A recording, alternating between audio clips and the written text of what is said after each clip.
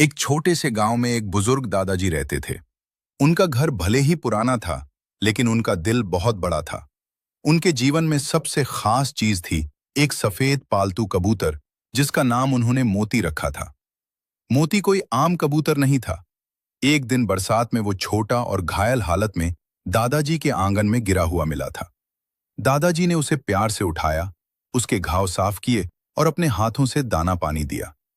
धीरे धीरे मोती ठीक हो गया और दादाजी का सबसे करीबी साथी बन गया।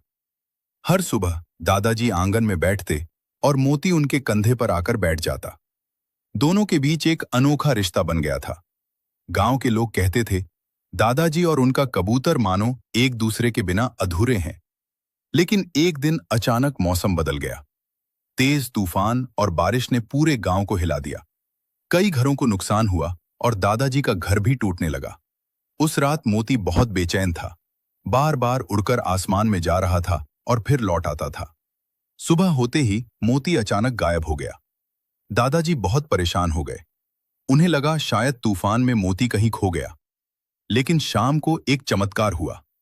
दूर आसमान से कबूतरों का एक झुंड आया और उनके बीच में मोती था।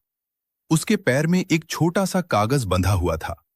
दादाजी ने जैसे ही उसे खोला, उनकी आंखों में आंसू आ गए। उसमें लिखा था कि मोती ने दूसरे गांव में फंसे लोगों को बचाने में मदद की थी। उसने कबूतरों के झुंड के साथ मिलकर उन लोगों तक संदेश पहुंचाया, जिससे कई जानें बच गईं। दादाजी ने मोती को अपने सीने से लगा लिया।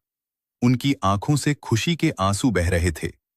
आज भी गांव के लोग कहते हैं, मोती सिर्फ एक कबूतर नहीं था, वो दादाजी का फरिश्ता था।